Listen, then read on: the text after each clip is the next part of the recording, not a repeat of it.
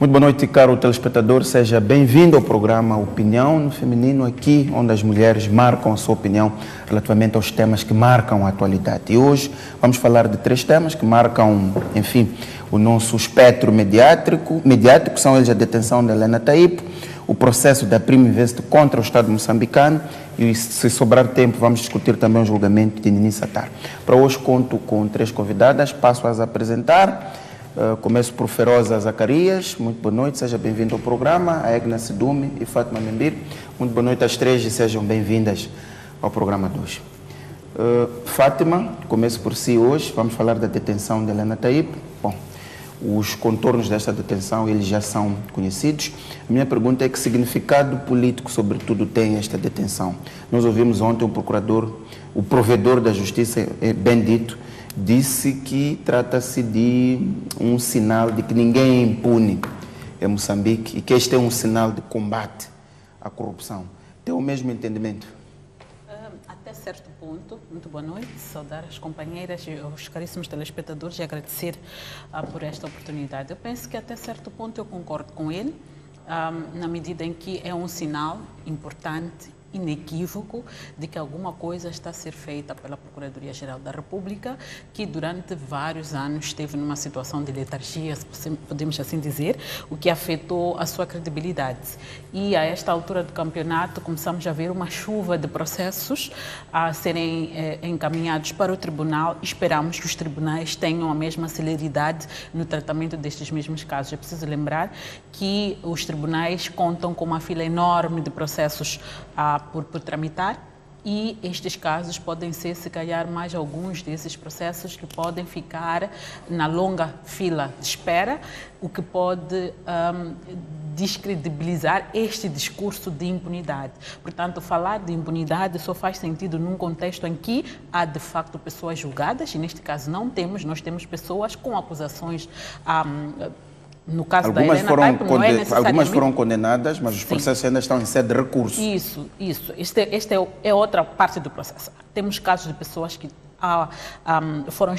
foram constituídas arguidos, outros houve acusação sobre elas, outros houve julgamento, como é o caso da PCA do FDA, e outros recorreram apresentaram os seus recursos ao Tribunal Superior de Recursos, no caso do Tribunal Supremo, e é ali onde grande parte dos processos que deveriam por si só ser considerados concluídos emperram, o que acaba afetando essa mesma credibilidade. Então, para mim, faz sentido falar de credibilidade, impunidade e o fim da impunidade num contexto em que nós temos um sistema que funciona adequadamente, significando que a Procuradoria faz o seu trabalho, os tribunais fazem o seu trabalho, falo dos tribunais de primeira instância. Exato. E os tribunais há uma harmonia no funcionamento das instituições. Onde nós temos um avanço significativo, neste caso estamos a ter alguns avanços do lado da Procuradoria, se calhar vamos ter algumas demoras do lado do Tribunal, que eu espero que não seja o caso, estamos a falar de primeira instância, e depois vamos ter certamente problemas do lado do Tribunal Supremo. E é isto que a mim causa muita revolta, porque no final do dia nós temos um processo que, enquanto não transitar em julgados, ele não vale nada. Aquela pessoa é considerada ainda inocente, apesar do Tribunal ter a condenado, porque ela goza do direito do recurso, que é um direito importante, mas o problema é que quem deve avaliar esse mesmo recurso e tomar uma decisão fica sentado sobre este mesmo processo. Então, não podemos falar de fim de impunidade na totalidade enquanto não resolvemos o problema de como é que os processos são finalizados. Muito bem. Egna Sidume, quero também ouvir a sua opinião. As primeiras notas relativamente à detenção de Helena Taipo. Bom, boa noite às minhas companheiras, boa noite aos telespectadores. Bom, o comentário que se pode fazer primeiro é que é importante que haja este tipo de exercício. Eu estou totalmente de acordo com o provedor de justiça quando fala deste sinal de combate à impunidade. Entretanto, também em termos de sinal político, eu creio que também é um bom sinal político de dissuasão para os outros membros do governo, também Acha que é um sinal ao poder político? Não, sim, na verdade é um sinal político para outros membros do governo e também para a sociedade no geral, no sentido dedicar sempre um processo em que pode ser preso. E eu creio que mais do que concordo de que os processos terminam no Tribunal Supremo e isso acaba frustrando um pouco a expectativa, mas também acho que esse fator exposição que nós temos dos nossos líderes também acaba criando este efeito dissuasor nas outras pessoas. Eu creio que eu concordo mais ou prefiro olhar para todos esses processos que são feitos desde a nossa embaixadora nos Estados Unidos, desde Paulo Zucula, que são pessoas que nós sempre tivemos sempre em conta como líderes e que efetivamente como técnicos são pessoas excelentes, mas que deixaram estas lacunas. Então, este é um sinal de qualquer servidor público que não cumpra com as obrigações ou que não consiga garantir que estes processos funcionem de forma cabal, estas pessoas vão ser expostas. Eu creio que a exposição é muito mais... dissuasiva, ela desencoraja. Não só dissuasiva, mas ela afeta muito mais o líder do que qualquer processo, por exemplo, que termine tramitado em julgado. Eu creio que essa exposição, por exemplo, de Helena Taipo, eu estive a ver algumas notícias em que as pessoas preferiam trazer aquela Helena Taipo técnica, competente, mas que hoje é exposta. Então, eu creio que não é isto que nós queremos dos nossos líderes e eu creio que isto também, esse efeito dissuasor é muito interessante, pelo menos quando nós analisamos as coisas a nível político. E um efeito dissuasor neste contexto, ele é muito importante, porque não só temos uma quantidade de casos de corrupção que começam a ser julgados e a ser expostos, e também começa-se a chamar a atenção sobre este problema, que começa-se a perceber o quão endémica é a corrupção, mas também começa-se a perceber que por parte do governo é preciso tomar ações enérgicas e essas ações enérgicas devem começar talvez com essas individualidades do topo. Muito bem. Feroz, quero ouvir também a sua opinião, as primeiras notas relativamente à detenção de Helena Taipo. Boa noite, companheiras. Boa noite, Moçambique. Antes de tecer considerações, vou chamar aqui o princípio da presunção de inocência, que nunca devemos ignorá-lo, porque é um princípio constitucional que deve ser salvaguardado para todo cidadão. E como jurista que é, quase é regra o fazer antes como jurista e como ativista de direitos humanos, eu sempre devo chamar esse princípio antes de tecer qualquer consideração. Então, posto isto, dizer que, de facto, há que enaltecer essa iniciativa, ainda que tenha algumas reticências em função do que as colegas aqui trouxeram, de que o que nós queremos não é só assistir esse espetáculo de detenções e depois ver processos arquivados sem ter um resultado. Falo do resultado no que se refere à responsabilização criminal, assim como civil. É importante, sim, que essas pessoas sejam detidas, mas respeitando a lei. E há regras básicas de condições que ditam a prisão em um processo, das quais a possibilidade de fuga, em nenhum momento ouvimos falar disso no caso da senhora Helena, caso ela esteja presa. Portanto, o que está a dizer a Feroz, este tipo deste avanço do Ministério Público poderia ter um outro tratamento que não a prisão destas pessoas? A prisão deve ser justificada. Não sente que há elementos suficientes, no caso em apreço de Helena Taipo, não há elementos suficientes para a sua detenção? Eu penso que não devemos correr para encarcerar as pessoas, enquanto há muita coisa que nós podemos explorar. Já que em Moçambique, estamos num mundo globalizado, a tendência é sempre de copiar os modelos. Nós temos o caso de Angola, temos o caso do Brasil, né, que só prende em última instância. O que eles procuram ganhar com isso? Entram em acordos. A prisão é uma exceção. A liberdade é a regra. Entram em acordos de delação premiada e quem ganha com isso somos nós, cidadãos. Porque o que nós queremos dessas pessoas é que devolvam o que levaram do povo. Então, a gente prende, deixa lá ficar por um tempinho e paga um calção. É mesmo um espetáculo. Porque só fica mesmo na prisão quem não tem como pagar. Paga o calção, para por aí.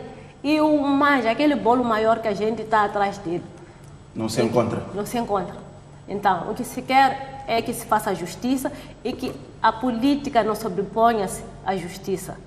Acha que há sinais de sobreposição da política à justiça neste caso? Ou aquilo que estamos a ver é o funcionamento normal das instituições? Não é. Não é?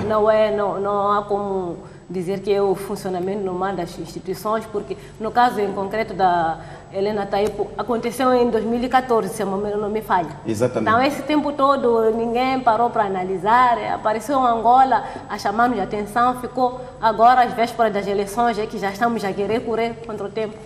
Não estou a querer tirar o mérito, mas não há como ignorar. Feroza, quando fala de eleições, acha que este tipo de situações que estamos a acompanhar na nossa justiça pode haver aproveitamento eleitoral? É uma corrida contra a justiça, sim, contra a legalidade, mas também não há como descartar isso das eleições que se avizinham.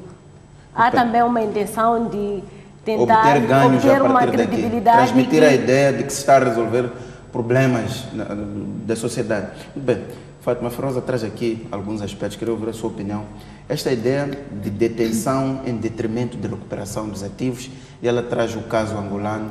Nós vimos as pessoas que foram detidas em Angola, ligadas a desvios relativos ao Fundo Soberano, mal que se recuperou todos os ativos desse Fundo Soberano, essas pessoas foram soltas.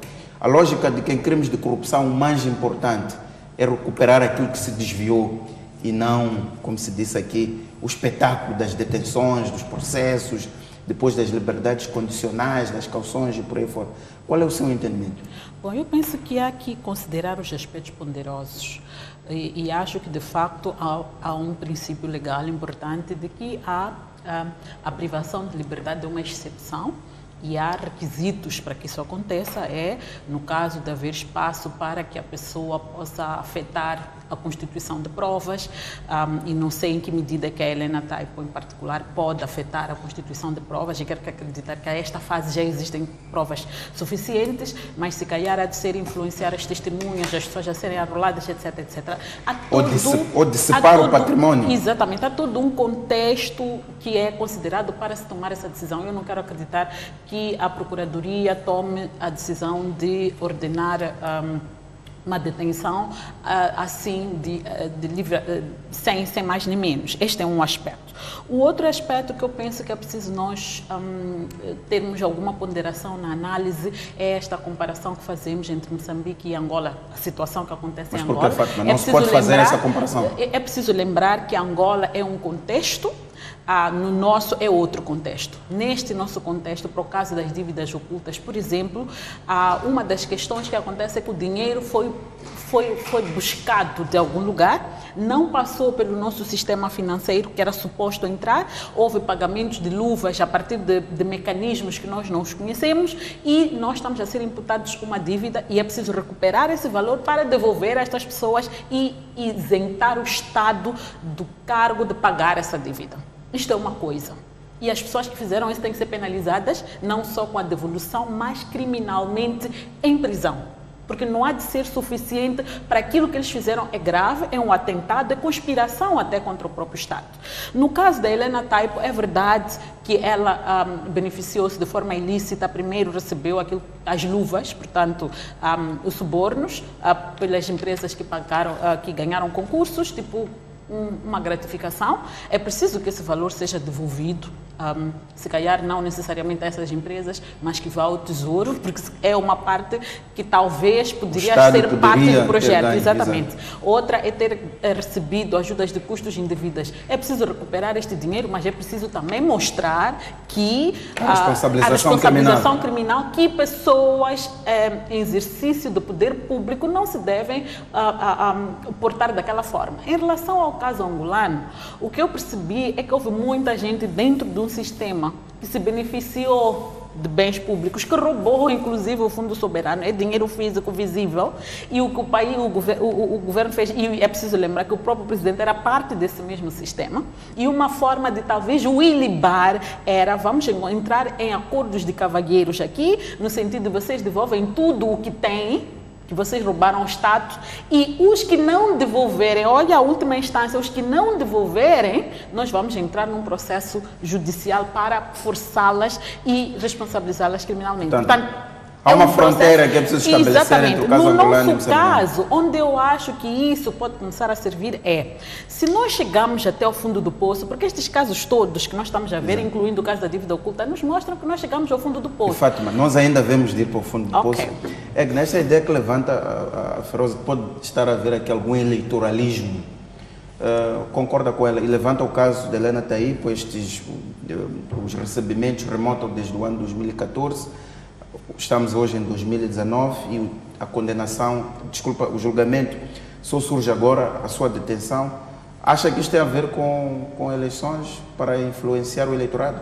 Eu diria o seguinte, se fosse no início de uma legislatura ou de um novo contrato, nós íamos dizer que íamos comparar a Angola. Ah não, ele começou, quero mostrar a diferença e recuperar um pouco a ideia que a Fátima trouxe aqui, no sentido de que não, o presidente fazia parte do processo, então ele começou um processo de combate à corrupção para se libar e sair do processo. Se calhar essa seria a nossa leitura se fosse no início. Infelizmente estamos no fim.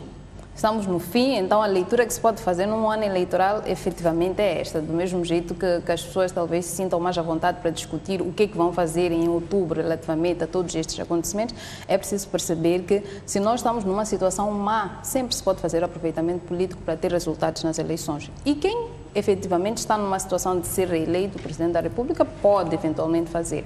Mas eu se calhar não iria por aí, se calhar nós teríamos que talvez fazer uma retrospectiva sobre que tipo de mandato o Presidente da República teve. Se calhar nos 2 primeiros anos ele não tinha capacidade como político, como líder, para fazer essas mudanças. Depois tivemos o tipo de desastre, depois tivemos Cabo Delgado e hoje eventualmente ele esteja numa situação em que poderia fazer alguma coisa e quer fazer. Portanto, então, hoje está, digamos, politicamente mais confortável para tomar este tipo de decisões. Mas se fizermos uma comparação nos 2 primeiros anos do mandato do presidente, ele eventualmente não tinha esta pujança política para o fazer. Mas, entretanto, eu recuperaria também a ideia de que os processos de combate à corrupção, independentemente se ocorrem em Moçambique ou em qualquer outra parte do mundo, e recuperando o que a Firosa estava a dizer, porque recuperava a história do Brasil e da Angola, eles devem começar de algum lado. Em Angola, se nós prestarmos atenção, primeiro houve detenção. Aquele sinal, a detenção, a exposição, a prisão, é um sinal inequívoco de que caso isto não ocorra, e a prisão não foi feita a qualquer pessoa, foi feita ao filho do Presidente da República. Ele era um sinal claro de que não havia ninguém acima da lei. E para demonstrar que não havia ninguém acima da lei, teve que se prender o filho do Presidente da República. Ele foi um sinal claríssimo de que todas as ameaças subsequentes que o Presidente da República de Angola fez, elas poderiam ser efetivadas. E isto, então teve um efeito dissuador. O tal efeito e ajudou a resolver os problemas e as pessoas a devolverem. Então, o que acontece connosco é que de repente temos uma amnésia seletiva e dizemos que em Angola as pessoas devolvem o dinheiro porque têm. Não, as pessoas não estão a devolver o dinheiro em Angola porque acham que não querem ir à prisão. As pessoas estão a devolver o dinheiro em Angola porque podem ser presas, tal como o filho do Presidente da República ficou preso relativamente. E também houveram acusações claras de que também a Isabel, caso não se comportasse, também poderia tomar o mesmo caminho. Eu creio que este é o efeito. Agora, estamos num ano eleitoral. Todas as ações que nós tivermos de hoje até outubro podem ter as interpretações que nós quisermos. Naturalmente que os líderes políticos que são atores têm seus interesses, todos eles vão usar os recursos importantes e aqueles que estiverem à sua disposição. A oposição vai fazer de tudo para expor todo e qualquer tipo de corrupção ou de efeitos desviantes do processo político e o faz com toda a legitimidade. E o partido no poder, que também quer manter a sua posição, vai o fazer e vai fazer. Projetar a sua imagem. Agora, o resultado só vamos esperar em outubro. Mas, de qualquer forma, em algum momento é preciso começar. Sim. Firosa, há aqui posições diferentes das suas. Qual é o seu entendimento? Esta ideia de que a prisão ela é importante, porque transmite um sinal simbólico à sociedade, que atenção, ninguém está acima da lei. E esta ideia de recuperação dos ativos, aqui colocada pela EGNO. Na verdade, estamos alinhadas. Exato. Estamos alinhadas na medida em que eu não sou pela inibição dessas pessoas. Desresponsabilização. Sim. Há que responsabilizar criminalmente, sim, mas não vamos esquecer que estamos a falar de crimes econômicos. Queremos o dinheiro de volta. Por isso que reafirmo que o exemplo angolano, o exemplo brasileiro é exemplo não a seguir. No sentido de copiar o modelo, mas ir buscar experiências e subsídios para o nosso sistema. Sim, há que chamar esses exemplos para que nós responsabilizemos criminalmente, mas corrermos atrás do dinheiro que está com essas pessoas. Esse dinheiro deve voltar para os cofres do Estado. E é possível sim recuperar. Então, estamos na mesma linha, não há espaço para pensar que devolve o dinheiro e depois não responde criminalmente, não. Responde criminalmente, mas também há que cumprir com a parte monetária do crime.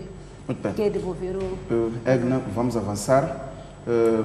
Estamos a falar do caso de Helena Taípe, mas há vários processos, como a Fátima dizia, no principal uma vaga de processos. Temos o caso de Helena Taípe, como disse, vou só citar alguns, mas há muitos outros. Tem o mega caso das dívidas ocultas, com 22 arguidos, a maior parte dos quais estão detidos, entre eles dirigentes ou antigos dirigentes do CIS e um filho do ex-presidente da República.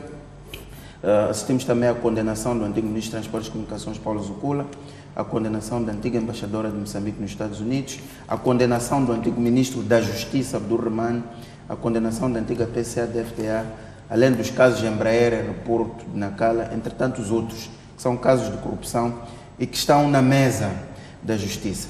A minha questão é, este não será um sinal de que o discurso desta governação está a ganhar corpo, no sentido de que, quando o presidente tinha centrou no poder, uma das suas linhas centrais de governação era o combate à corrupção. A partir daqui, pode-se chegar a essa conclusão de que, de fato, está a combater a corrupção, ou nem por isso, é como a Feroza disse, é um aproveitamento eleitoral face aos desafios que existem pela frente? Eu creio que sim, que se está a combater a corrupção e até porque os casos da Embraer, dos aeroportos, do Paulo Zucula, do próprio Ministro da Justiça, antigo Ministro da Justiça, não são de 2018, muito menos de 2019. São processos que foram ocorrendo, é verdade que não tinham o impacto que têm, porque os arguidos neste tipo de processo de corrupção, a qualidade dos arguidos também influencia um pouco na forma como nós olhamos para os processos de corrupção. Naturalmente que relativamente ao Ministro da Justiça, as pessoas deram um pouco mínima atenção, não, porque mas eu creio que muito paulatinamente se resolveram, mas naturalmente que houve durante todo este mandato um foco específico nas dívidas ocultas, que naturalmente como processo político são umas dívidas muito sensíveis, porque tinham uma série de atores que tinham ligações todas com todo um Estado. Com poder, não era fácil de não era um processo fácil de resolver, mas eu creio que é um sinal claro. Agora, o problema não é o sinal claro, o problema é a continuidade deste exercício, porque é um exercício que deve continuar, não é um exercício que nós esperamos que termine em 2019. Ainda há muitos casos de corrupção que podem ser despoletados, ainda existem muitas acusações e que estas coisas continuem e sempre terminem a bom termo, como nós dizíamos, que não terminem em processos que depois estão em recurso e nunca mais saem e começamos a ver essas pessoas em liberdade. O caso, por exemplo, da PCA da FDA do FDA foi um pouco mais impactante, porque as pessoas tinham mesmo aquela convicção de ter visto todo um processo de corrupção. E ela até hoje está em liberdade. Exatamente, julgado com isenção, e as pessoas acreditaram que houve um mínimo de isenção naquele processo, mas a frustração vem quando vêm estas pessoas na rua e em liberdade. Eu creio que há um exercício que deve continuar, é um exercício de coordenação de vários setores e principalmente onde o setor da justiça tem um papel ainda mais importante e relevante. Bem, Fátima, concorda com este raciocínio da EGRA, no sentido que é um sinal claro de combate à corrupção, mas é preciso garantir a continuidade deste exercício?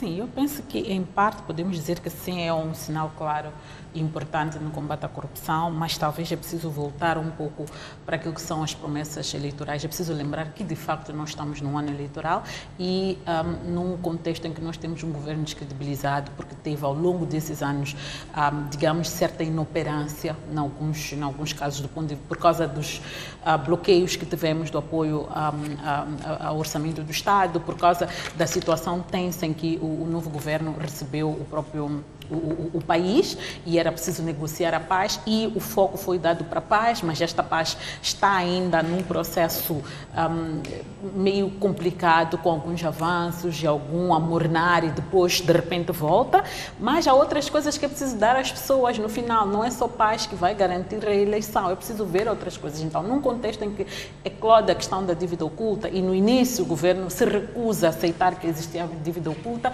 mesmo sendo alguns membros desse governo conhecedores do dossiê, porque foram parte desse mesmo processo, isto criou maior descredibilização deste mesmo governo, sobretudo, que foi acentuada sobretudo quando a comunidade internacional cortou o seu financiamento ao país.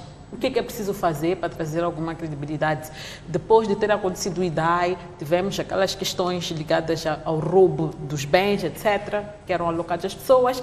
É preciso trazer outros elementos para a sociedade para perceber que não há interesse do governo de trabalhar, que o assunto das dívidas ocultas só não avançou e dar um pouco até o sentido, aquela ideia de que não houve colaboração internacional, por isso não avançamos muito em relação às dívidas ocultas, mas vamos avançar, nós avançamos muito em relação a outros casos e trazer um caso como a da embaixadora dos Estados Unidos dá um peso, até porque alguns alertas foram feitos a partir dos Estados Unidos e durante algum tempo foram ignorados, até que alguma coisa depois aconteceu. Temos o caso do ministro, do ex-ministro da Justiça. O que nos chamou a atenção aquele caso é que os valores envolvidos são exíguos. Quer dizer, perante situações de casos com valores muito altos, comparado com aquele, qual é a priorização dos processos? Então, a questão da credibilidade também tem a ver, e do interesse que se tem, não é só a simbologia de ter um ex-governante, porque nós já tivemos um governante, que foi o Mugambe, que teve um processo contra ele, foi condenado, inclusive. E ele está ali também, já passou. E aqui, levanta essa questão que a Feroza levantou, que não é de ignorar, é importante a questão da recuperação dos ativos, é importantíssimo, mas nós não temos um quadro legal que permita isso. E a questão de fundo aqui é o que é que nós aprendemos desses processos todos. Não é o primeiro, não são os primeiros casos, não serão os últimos de crimes econômicos, mas como é que é possível que em 2019 nós não tenhamos um quadro legal que propicie a recuperação desses mesmos ativos?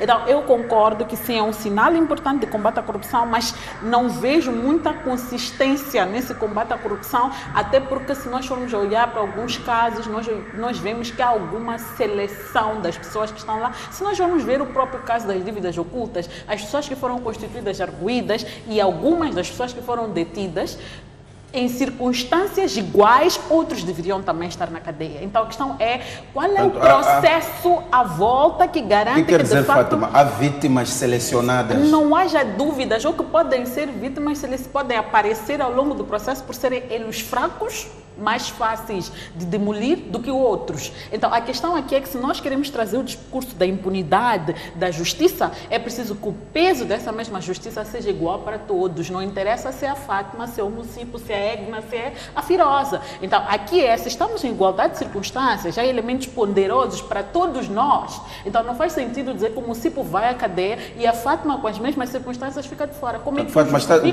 que quer dizer, Fátima? Quer dizer que estes processos estão a atingir um grupo específico ligado ao poder? Pode ser que sim, é esta a interpretação que a forma como o processo é conduzido nos induz a esta interpretação. Eu vou trazer um caso concreto, este das dívidas ocultas. Os jornais têm estado a relatar que há quem recebeu mais de 2 milhões de dólares, mais de 20 milhões de dólares, equiparados a outras pessoas nos montantes que receberam. A intervenção que estas pessoas tiveram ao longo do processo estão aí, à vontade, a viver tranquilas, alegadamente, porque elas estão a colaborar com a justiça. Eu pergunto, qual é o quadro legal que permite que estas pessoas tenham a tal delação premiada? Não me parece que Moçambique tenha um quadro legal que permita esta delação premiada. Então, aqui a justiça tem que ser justa, de facto, e o combate à corrupção é um processo que não termina com a detenção destas pessoas, é um processo que tem que inibir que outras pessoas detentoras do poder público possam repetir estes mesmos erros, e esse sinal passar para a sociedade também, porque o exemplo vem de cima, mas é preciso que seja dado igual tratamento a todos que estejam em circunstância igual e onde haja provas e elementos suficientes para a justiça ser feita. Feroza, faço a mesma pergunta. Olhando para esta vaga de processos, tem a ideia de que, de facto, há um combate cerrado à corrupção e o discurso que foi dominante ao longo destes 4 anos do Presidente da República, combate à corrupção, ele ganha corpo a partir destes processos que temos estado a acompanhar? Sim, eu alinho com o posicionamento das companheiras aqui de que estamos no início, é o início, mas para que o cidadão ganhe credibilidade e confiança no que está sendo feito nesse momento, é preciso normalizar esse combate à corrupção. O Gabinete de Combate à Corrupção, assim como a Procuradoria, não podem atuar de forma seletiva e em momentos aparentemente oportunos para o sistema. Então, concorda com a Fátima quando diz que há uma seleção de alvos, digamos assim, nestes processos para os atingir? É isso que está a dizer? Não é o serviço normal do Ministério Público? Há uma seleção de alvos atualmente enfraquecidos, porque num olhar assim distante parecem ser todos poderosos, mas se formos a analisar, são pessoas que vêm no governo anterior, que neste momento não têm tanto poder, tanta força assim para defender-se. Porque queremos ver pessoas que estão atualmente neste governo também a responder na mesma proporção, na mesma medida. Então, são alvos atualmente... Se essas pessoas também, se houver, aliás, casos e elementos para levar essas pessoas a tribunal. Há elementos bastantes, mas sempre procura-se chamar o elo mais fraco para servir de exemplo, para expor. Então, quando diz que há elementos, está a falar deste governo atual? Há elementos deste governo atual, há bastantes para nós assistirmos ao que temos visto com os que compuseram o governo anterior. Mas essas detenções espetaculares só estão a acontecer para os que atualmente estão na condição de enfraquecidos. Atualmente, ainda que estejam no poder, mas já sempre... Afrosa, quando fala de que há elementos para imputar responsabilidades criminais ou administrativas neste governo, pode dar alguns exemplos? 1, 2 exemplos, ou nem por isso? Nem por isso, Moacir. Muito nem bem. Por isso. Egna, uma das questões que este tipo de situações pode estar a criar são algumas tensões ao nível da organização política no poder. Os nomes que aqui citamos são de pessoas, como dizia a Feroza, ligadas ao poder. Estiveram ligadas ao poder público no passado, mas ainda assim continuam a ser pessoas de círculos bastante importantes dentro da principal organização política do país. Até que ponto é que estes avanços ao nível da justiça, eles não podem ser fatores de tensões internas ao nível do Partido Frelimo?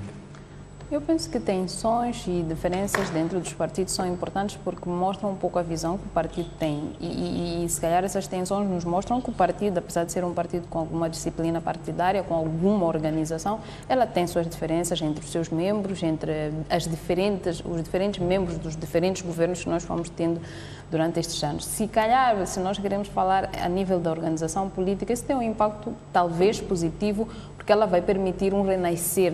Existem diferenças, não há dúvidas de que existem diferenças, mesmo na forma como alguns desses membros do partido olham para o processo das dívidas ocultas, olham para o tipo de membros que estão a ser acusados dentro das dívidas. Agora, não me parece que seja um processo que vai enfraquecer a organização como tal, o partido como uma organização política. Eventualmente enfraquece por fora, ou seja, como é que os membros ou os simpatizantes ou aquelas pessoas que tinham alguma credibilidade ou que acreditavam no partido ou na visão do partido, na condução do país, isto sim pode afetar e isso nós podemos talvez verificar nas próximas eleições. Mas eu creio que dentro da organização não há condições. Isto acontece por diferentes razões em vários outros partidos. Nos outros partidos, por exemplo, no MDM, há sempre um tipo de desorganização ou de diferenças que podem criar, mas dentro da organização não me parece que a organização possa ter problemas. Agora, os problemas são por fora. Como é que sancionamos um partido como a Frelimo, que sempre foi organizado e que hoje ele lidera todos os processos de corrupção? Como é que nós sancionamos? Como é que nós olhamos para este partido? É a imagem externa do partido que fica afetada. Exatamente. Não diria só os processos de corrupção, mas também talvez as diferenças relativamente aos casos de Samit são são assuntos de dentro da organização que saltam por fora e nos permitem fazer um julgamento sobre o processo e que agora, neste ano eleitoral, por exemplo, vai ter um impacto eventualmente nas eleições.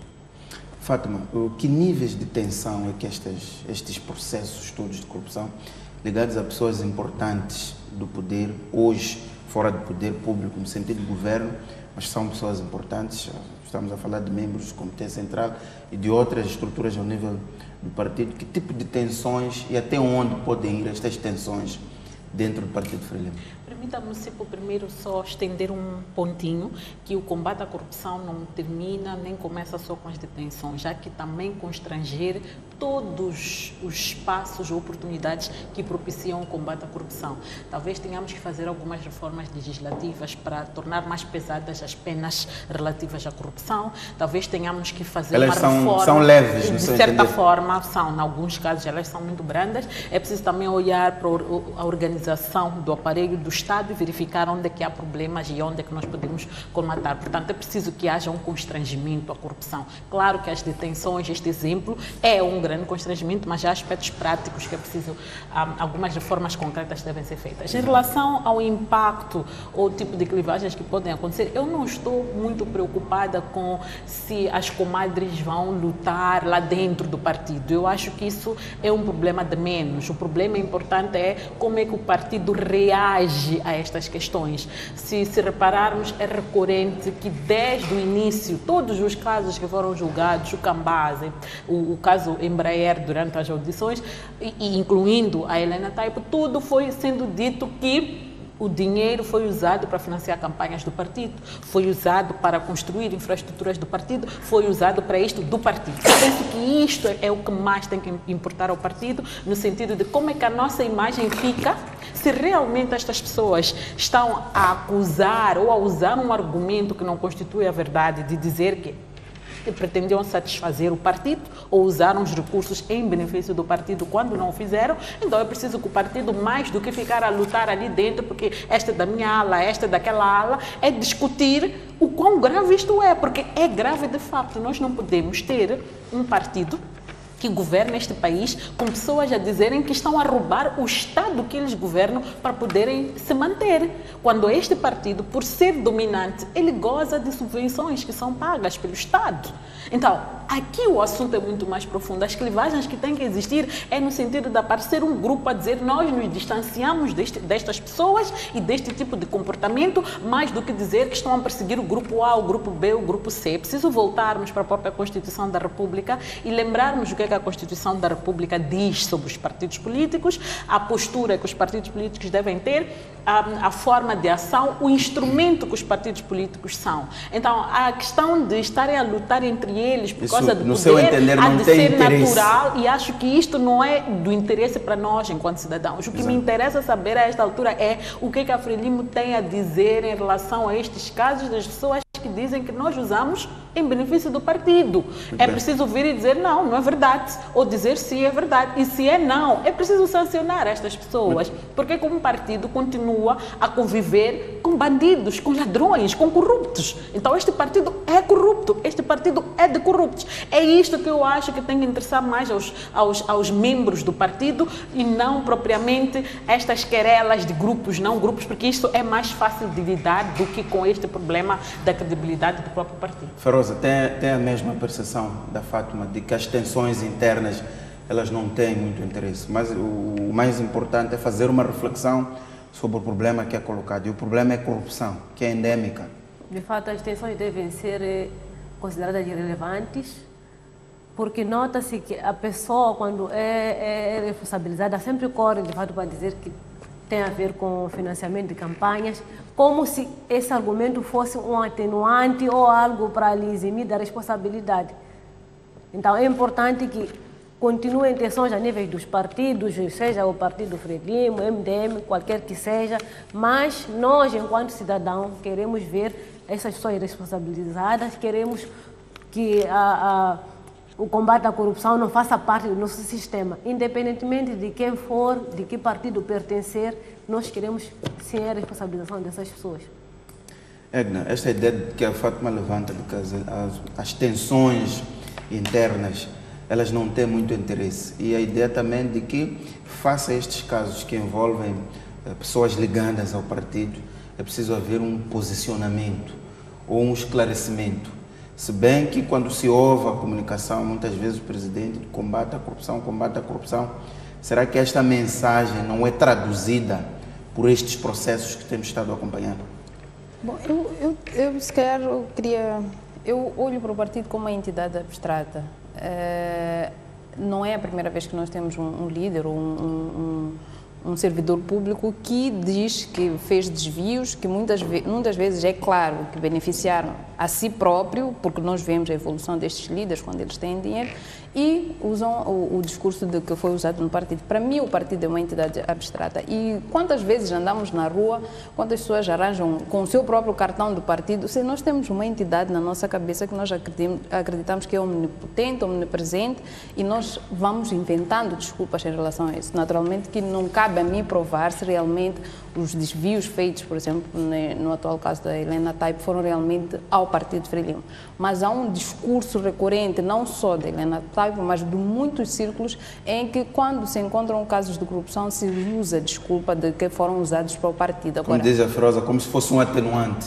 Sim, como se fosse um atenuante, mas graças a Deus não tenho visto isto como um atenuante. Eu creio que, agora, se calhar a postura do partido nessas condições deveria ser realmente de distanciar-se desse tipo de declarações. Se calhar as pessoas quando colocam isso em sede de julgamento, essa mensagem não é para o juiz, é uma mensagem externa, é uma mensagem para fora, é uma mensagem para quem tem poder e pode influenciar o processo, eventualmente seja esta a intenção das pessoas. Eu creio que é o contrário, é justamente para intimidar o juiz, no sentido de que existe uma entidade superior que lhe pode eventualmente prejudicar no exercício da sua função, e isto eventualmente as pessoas acreditam. Pelo que nós temos visto, fazer referência ao fato de que se usou os fundos para o Partido Frelimo ou não tem tido efeito, pelo menos em termos de condenação ou do nível de penas que estas pessoas têm tido. Agora, há que combater um pouco por dentro esta prática. Se realmente se reconhece que muitas das vezes estas pessoas têm usado indevidamente o nome dos seus partidos para eventualmente buscar benefícios, se calhar temos que esperar uma ação enérgica do partido no sentido de que não, nós não recebemos estes fundos. Agora, tendo-os recebido, é outro processo. Eu creio que o combate à corrupção é um combate... É um processo que só tem que começar, mas o final é um final muito difícil. Tá? Eu se calhar recupero aqui no sentido de que, bom, se não tivéssemos ninguém preso, estaríamos a dizer que ninguém está preso. Quando começam a ficar presas, as pessoas começam a dizer que não, ainda não são estas pessoas que nós queremos presas. Depois começamos, ou seja, é sempre por partes, mas essa é a natureza de ser humano. Se hoje eu tenho, não sei, talvez um prato de comida, amanhã começo a pensar num copo de sumo, depois um copo de vinho, se calhar termino com... São as necessidades naturais. Eu creio que temos que voltar a focar nisto, mas que é preciso haver postura não só de uns como de outros, mas muitas vezes o argumento de que se usou fundos que muitas vezes tenham sido claramente a benefício das pessoas, que foram usadas para o partido, isso é muito recorrente e se calhar há que tomar uma decisão em relação a isso, ou uma atitude. Fátima, aparecemos deste tema, no seu entender, qual é o significado que pode ter esta mensagem que as pessoas passam de que usaram recursos para beneficiar atividades do partido, campanha eleitoral, reabilitação da sede do partido, como temos ouvido por aí?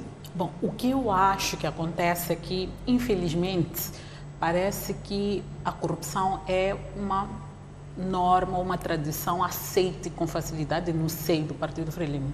Posso estar errada, mas é esta a percepção que eu tenho pela forma como se tratam estes processos. Então, é do tipo, vocês façam o que quiserem, roubem à vontade, desde que não sejam apanhados. E no dia que vocês forem apanhados, nós nem estamos aí para vocês. Então, acontece que as pessoas, quando usam, este é o meu entendimento, este argumento, é no sentido de dizer, bom, mas eu não roubei para mim.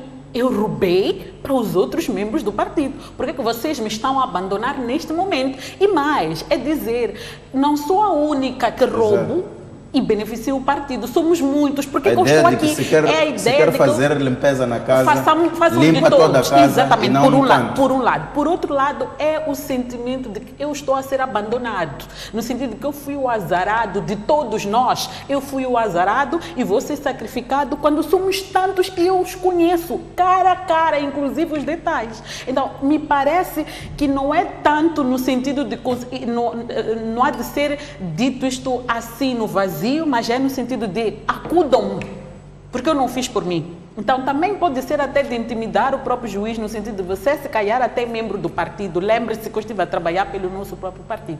Daí que se calhar uma reforma importantíssima que tem que ser feita é, que na verdade nem é reforma, é só cumprir a Constituição da República. O Presidente da República tem que cumprir a Constituição. A Constituição é clara de que não pode haver acumulação de funções pelo Presidente da República. Portanto, ele no exercício do cargo de Presidente, alto magistrado, ele não pode ocupar outras posições. Quando ele é Presidente da República e ao mesmo tempo é Presidente do partido no poder, não vamos esperar outra coisa. Daí que é muito fácil, numa situação em que ele pode até genuinamente estar a lutar contra a corrupção, a querer combater verdadeiramente, estou a ser benevolente nesta abordagem, mas há de ser sempre interpretada como estando a fazer caça às bruxas no partido, porque ele é presidente e que nós sabemos que a ascensão dele não foi uma ascensão fácil, que para ele chegar a um ponto em que ele tem uma certa autoridade, foi um processo muito doloroso. Então, é preciso que o Presidente da República tenha o compromisso de cumprir de facto a Constituição da República e abrir mão de outras funções. Isso lhe dará muito mais liberdade, muito mais espaço e evitará que pessoas continuem a dizer eu fiz pelo partido. Quando diz eu fiz pelo partido, está a dizer em outras palavras que o chefe esse, que é o presidente, ele sabe do que eu fiz. Então não é justo que vocês hoje me condenem enquanto ele sabe o que eu estava a fazer. Então eu penso que é preciso voltarmos à legalidade da coisa, que é muito importante. Feroz, a ideia de que a corrupção é tradição na sociedade moçambicana e nas principais organizações, e essa ideia de que se queremos fazer limpeza na casa, temos que limpar toda a casa e não os cantos. Tem o mesmo entendimento de que pode-se relacionar estas colocações com aquilo que temos estado a ver? Eu penso que temos de limpar não só os partidos políticos, mas temos de limpar o país. Porque a sociedade no seu todo. Hoje falamos de corrupção, das dívidas ocultas, corrupção ao nível macro. Mas isso não parte do nível macro, não. Temos a corrupção no sistema de saúde, temos a corrupção no sistema de identificação civil. Então, não há como nós enaltecermos essa iniciativa que temos estado a ver agora, enquanto continuarmos a assistir casos em que, sem meticais, tu não entras, não és aceito para uma consulta no Estado Central. Então, é preciso normalizar esse processo de combate à corrupção para que, quando vier no nível macro, a gente ache que é algo natural. Nos dê espaço para nós chamarmos de ilações de que agora estamos no período eleitoral ou porque o partido X quer limpar o combate à corrupção, ele tem de ser um processo natural. E contínuo, natural, contínuo, sobretudo. Normal, cotidiano. Não pode ser num período específico e nós vermos esse espetáculo todo. Chamamos de espetáculo porque é o que realmente acontece. Queremos ver isso todos os dias, a partir da base. Eu não quero ir a um hospital, ter que pensar, eu tenho que guardar um centavinho para dar a alguém. Temos que começar de lá. É de lá onde começa, depois chega ao nível topo e ficamos... Muito bem. Essa ideia que a Fátima levanta de que pode haver um sentimento ao nível das pessoas que estão a ser alvos neste processo, de que estou a ser atingido eu, quando os outros também fizeram a mesma coisa. Ele pode existir, considerando que a corrupção é um problema endêmico ao nível das nossas organizações. Lógico, quando alguém está em processo e diz fiz em benefício do partido, é uma mensagem, não há dúvida para isso. É uma mensagem de que, Senhor, tu que vais me julgar, tenha cuidado, eu não sou uma pessoa qualquer. Vocês, meus camaradas, meus colegas, se eu caio, eu não vou sozinha, porque a pessoa naquele momento está num precipício. Quando diz que não fiz isso para o benefício pessoal, foi para a organização. Está a querer dizer que se eu caio, eu não vou sozinho, eu vou puxar a todos. Esta mensagem também existe. É aí onde eu acho que nós podemos fazer um aproveitamento, ou o sistema de justiça poderia fazer um aproveitamento. Qual aproveitamento? Aproveitamento no sentido de... É claro que o nosso sistema nesse momento não tem como, mas há espaço para se legislar nesse sentido. Se a pessoa diz que fez em benefício do partido, isso não para por aí. Há espaço para dizer quem são os outros envolvidos. Porque agora o que acontece, a pessoa diz que fez em benefício do partido, parou por aí. E não vamos pescar os outros. Para só na intimidação de que com o juiz ou com quem estiver diante do processo de que isto é que fiz em benefício do partido, tenha cuidado e parou por aí. E não há espaço para chamar os outros ou para aliciar ou convidar o possível réu nesse caso a chamar os outros. Não, estes estão envolvidos. Muito bem. Edna, essa ideia que a Fátima levanta de que se queremos limpar a casa, temos de limpar a casa toda e não os cantos. Concorda com ela e de que pode eventualmente estar a haver este sentimento, sobretudo por parte das pessoas que estão acusadas nestes processos? Bom, eu creio que Pode sim haver este sentimento, mas se calhar eu creio que a Firosa está a dizer. Se eu digo que eu recebi ou que desviei fundos para beneficiar, é preciso começar a apontar estas pessoas. Nós temos que começar a completar o círculo, porque senão é difamação. Então, o que nós vimos até hoje é um nome, que é o partido, mas o partido tem órgãos, tem nomes, tem setor de campanha, de propaganda. Estas pessoas, não são todas as pessoas dentro do partido que recebem dinheiro para a campanha eleitoral. Não são todas as pessoas dentro do partido que trabalham na propaganda. Não são todas as pessoas dentro do partido que são responsáveis pela, talvez, como é que se diz... E existindo este tipo de situações, não são todas as pessoas que concordam? Que beneficiam-se e concordam. Por exemplo, se vamos falar de uma sede do partido, não é o partido inteiro que recebe os fundos e diz que esses fundos foram recebidos.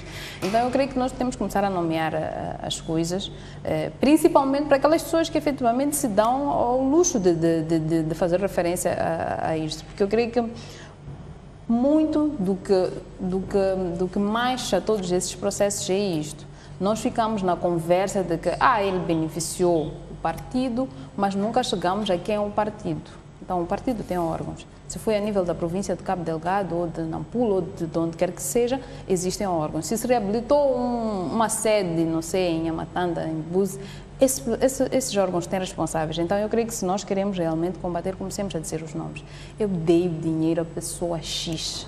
Esta pessoa, pelo menos eu digo que eu dei o dinheiro a essa pessoa garantiu-me que este dinheiro chegaria. Então, começamos a seguir. Que há que combater a corrupção, sim, em todos os cantos, mas também é preciso perceber que nem todos os cantos estão infestados por corruptos, ou seja, nem todos concordam com estas práticas corruptas. Eventualmente, talvez os que não concordam com as práticas corruptas estejam calados, em silêncio ou não se manifestem. Essa é outra dimensão do problema. Mas é uma dimensão que vale a pena realmente pensar nela. Por que essas pessoas eventualmente não se manifestam? Se manifestam, por que se manifestam num fórum mais privado? Isto é mais um processo de organização interna de um partido que eventualmente nós por fora não vamos conseguir captar essa essência, mas que há necessidade de não olhar sempre para o processo geral e não necessariamente em processos muito específicos. Há que combater a corrupção a todos os níveis, sim, mas também é preciso perceber que não é a todos os níveis e não são todas as pessoas que são corruptas. O seu silêncio, isso sim, tem outra interpretação. Fátima, Vilha, tirar notas, sim. Tem 2 minutos porque temos que passar para outro tema. Bom, eu, na verdade, queria só explorar este lado bom, nem todos concordam com a corrupção, nem todos se beneficiam. Eu acho que indiretamente todos os membros do partido se beneficiam, comprovando-se que, de facto, quando se reabilita a escola central do partido, os membros todos que são usuários daquela escola, eles é um património do partido, se beneficiam, indiretamente que seja a benefício. A questão é, havendo alguém que está a dizer à sociedade, o teu partido é ladrão, o teu partido é corrupto, o teu partido beneficiou ilicitamente de bens que deveriam ser usados para construir escolas, hospitais, etc. E eu fico calado a olhar, alguma coisa não está bem. Então, e há um ditado da gíria popular que diz que quem cala consente. Então, há formas de fazer que nós podemos não acompanhar as discussões lá dentro, até se baterem, etc. Mas já há sinais que podem transpirar cá para fora. Por exemplo, a questão que eu coloco é, de todos esses que foram acusados e cujas penas, cuja a penalização transitou em julgado, o que aconteceu com estas pessoas? Perderam a sua qualidade de membro ou continuam a ser membros do partido? Perder a qualidade de membro porque está comprovado que roubou ao povo ao qual o partido se comprometeu a trabalhar é um sinal inequívoco de que houve discussões lá dentro e cujo resultado, sinal visível destas discussões foi o está afastamento aqui. Do membro. Então não podemos ficar aqui tranquilos com a ideia de que as pessoas calam e consentem ou discutem lá dentro. Não, você discute lá dentro aquelas questões que não têm que ser discutidas cá fora, mas o resultado dessas discussões tem que vir cá para fora, porque este partido não está a trabalhar para si, ele está a trabalhar, e pior, é que não é MDM, não é Renamo. Este partido é o partido que governa este país há 40 anos. Então, não acho que Temos que aceitar membros que não falam. Os membros têm que, de fato, defender a sua própria honra, porque o seu nome está lá. Eu hoje estou a dizer que todos os membros da Frelimo são corruptos. E os que não são, como é que se defendem? Alguma vez foram dizer, não, confirmado que este indivíduo, de facto, roubou, nós não queremos mais. Não queremos ser misturados com corruptos. Isso sim é que vai me fazer acreditar que nem todos na Frelimo, de facto, compactuam. Então, eu quero ser surpreendida com esse sinal dos membros a dizerem que não, nós não queremos mais. Todos aqueles foram condenados fora, não aqueles que falam fora. Então, penso que é preciso mudar a lei. Vamos avançar, vamos falar do nosso segundo tema, que é o processo da Priminvest contra o Estado moçambicano. Vimos a reação da nossa Procuradoria, primeiro a confirmar, recebeu esta notificação.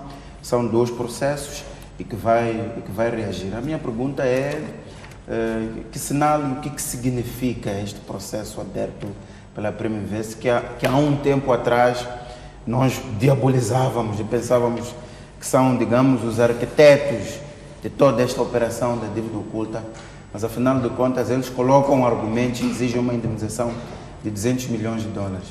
Quais são as suas notas? Qual é o seu entendimento sobre todo este movimento? Olha, não há como dissociar o pronunciamento ou o posicionamento da Procuradoria do caso Chang, porque agora, com o caso do Chang, o fato dele ter sido preso, mesmo diante da recusa ou da não aceitação do nosso governo do que estava a acontecer, chama a atenção para que a Procuradoria, ou assim como o nosso sistema de justiça, não leve isso de ânimo leve. Então, há que parabenizar esse ponto da Procuradoria ter vindo a público aceitar que estamos diante desse caso, sim, vamos tomar medida ou seguiremos o passo seguinte. Entretanto, do pouco que eu sei do caso, porque a Procuradoria somente veio a dizer que, confirmar que recebeu a notificação. Do pouco que eu sei do caso, está claro que neste momento esse caso está sendo tratado como uma dívida do governo moçambicano. O que nós não queremos, o que não deve acontecer, é que isso continue assim. Essa dívida não é de Moçambique, não.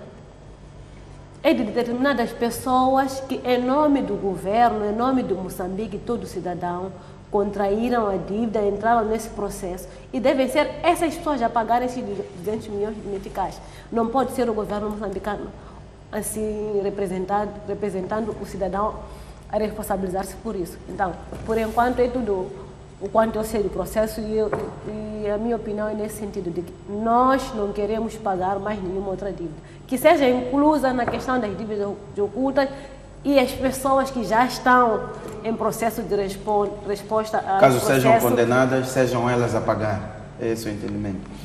Edna, eu faço a mesma pergunta, considerando que, de qualquer forma, pelo menos do ponto de vista formal, esta dívida foi assumida pelas autoridades moçambicanas. Qual é o seu entendimento? Este avanço da Priminvest a dizer que foi enganada, que o negócio falhou e que nós temos uma dívida com eles, portanto, o país, estas 3 empresas, e exige a tal indemnização de 200 milhões de dólares. Eu penso que aqui se calhar a divisão, o ônus, eu não sou jurista e não entendo nada destas coisas de direito, essas coisas, mas para mim a lógica que há aqui é que a Priminvest, como instituição, não se responsabiliza pela ação dos seus agentes, ou seja, as pessoas que estiveram envolvidas, indivíduos. Não quer se responsabilizar pela ação, ou seja, eventualmente pensa numa ação criminal separada, mas que não penaliza a Priminvest, que é o mesmo exercício que algumas entidades moçambicanas, e Moçambique também fez o mesmo exercício em Londres, ou seja, a instituição Priminvest e o governo moçambicano como tal também não querem pagar esta dívida. Ou seja, como instituição ninguém quer se responsabilizar por esta dívida. Entretanto, esta dívida foi feita ou foi negociada entre agentes que respondiam pelo governo moçambicano e pela Priminvest. Aqui é uma discussão, creio que técnica, jurídica, não sei como é que ela vai terminar, mas a lógica é que estas entidades institucionais não reconhecem a dívida, reconhecem sim que ela foi negociada e foi toda feita pelos seus próprios agentes. Aí depois é uma discussão. Mas as falcatruas ou as supostas falcatruas dos seus agentes, não querem elas que sejam, não reconhecem. Exatamente, não querem que as consequências dessas sejam falcatruas imputadas assim. Exatamente, não só o governo moçambicano não quer que as falcatruas feitas pelo seu próprio agente e sobre as quais tem responsabilidade, tal como a Privinvest. Agora, discutimos a legitimidade destas ações. Se estes agentes da Privinvest agiram em nome e interesse da Privinvest, isso é outra história, eu creio que é o que se pode julgar. Do mesmo modo que vai se julgar como é que, por exemplo, os agentes moçambicanos, principalmente o ministro Chang, agiu em nome e interesse de Moçambique. Eu creio que este é o exercício e principalmente entendo essa ação da Privinvest como resposta à ação moçambicana ao também fazer o mesmo exercício. Fátima, qual é o seu entendimento, esta posição, digamos, de força da Privinvest? Como diz a Edna, pode ser uma reação àquilo que tem sido a ação das autoridades moçambicanas? Bom, pode ser, mas pode ser que sim. Pode ser que pelo fato de que a Privinvest é parte de uma rede de gente que se aproveita da falta de integridade dos governantes, sobretudo aqui no Sul e em particular em África, e vão aliciar vendendo ideias de projetos bilionários e com ganhos para os indivíduos e com algum resultado positivo para os Estados. E por essa via eles vão fazendo crescer o seu negócio. Na semana passada fiz menção muito rápida a um caso similar que aconteceu na Nigéria e que a Nigéria só não entrou no negócio por muitos questionamentos que não tiveram resposta. E no caso moçambicano, as pessoas compraram fácil, inclusive o antigo ministro da Defesa, num documento, disse: nós identificamos a Privinvest como parceiro para esse investimento. Me surpreende este processo da Privinvest, no sentido não como reação, mas no sentido dos argumentos que esta Privinvest traz. A principal alegação que a Privinvest apresenta é de que Moçambique incumpriu com os termos do contrato, não pagou pela mercadoria, a globalidade do valor, pela mercadoria e pelos serviços prestados. É preciso lembrar que o contrato que o Estado moçambicano, alegadamente o Estado moçambicano ou as empresas tinham, a Proíndicos em particular, tinham com a Privinvest, não era só para o fornecimento das embarcações, mas era também para a transferência de tecnologia, para o treinamento e algumas atividades, inclusive, tiveram lugar em Pemba, em Cabo Delgado, onde houve um estaleiro e houve muita gente que veio para Cabo Delgado para fazer trabalho durante algum tempo e receber uma boa quantia em salário. E, de repente, estas pessoas foram, digamos, entre aspas, expulsas porque o caso já tinha sido despoletado. Parecia ser um processo normal dentro de um sistema governativo e de questões de defesa, quando era um processo ligado Vamos à ideia, o significado que este processo tem para si. O ponto, sim, eu estou a trazer aqui o contexto, eu compreendo. A questão, não só o contexto, o fato de que Moçambique não está a ser acusado nos mesmos termos em que Moçambique está a acusar, por exemplo, a Credit Suisse. Da mesma forma que alguns agentes da Privinvest estão a ser condenados. Eles estão a acusar o Estado moçambicano e por via destas empresas de incumprir com os termos do contrato. E nós sabemos que há dinheiro que saiu alegadamente para pagar estes mesmos serviços. Então, isto é importante, porque nos leva a uma outra reflexão. Afinal, o que aconteceu com o dinheiro que nós dissemos que pagamos a Privinvest pelas embarcações? Este é um problema sério. É claro que há de ser uma retaliação, pode ser até uma retaliação saída de dentro, porque para chegar à Privinvest é porque pessoas têm contactos, ligações com estas pessoas. Sendo que as pessoas de contacto da Privinvest estão hoje provavelmente detidas em maus lençóis, porque abriram as portas para a Privinvest. Era importante dizer: olha, vocês acudam-nos, vejam o que vocês vão fazer por nós, e a única forma foi a Privinvest ir e processar. E é preciso lembrar que processa o Estado moçambicano representado pelo Presidente da República. E eu pergunto, por que o Presidente da República? Pode ser por duas razões. Uma, porque ele de facto é o representante do Estado moçambicano, mas pode ser também pelo fato de que ele era Ministro da Defesa na altura, conhecia este processo e dialogava com esta mesma empresa. Então, eu acho que este caso, a Procuradoria-Geral da República não deve olhar para este processo que foi metido contra as autoridades moçambicanas de ano leve. É preciso pegar este caso e fazer uma investigação adicional para perceber as nuances, porque se calhar nós aqui havemos de descobrir que aqui houve muita aldrabice e que é preciso dar alguma resposta jurídica e legal a estes casos. Muito bem, Fátima, resta-me agradecer a vossa presença. Os 60 minutos de opinião feminina estão feitos. A presença da Feroza Zacarias, da Egna Sedum e a Fátima Mimbir. Cada telespectador que nos acompanhou, o Opinião no Feminino termina por aqui. Até a próxima quinta-feira.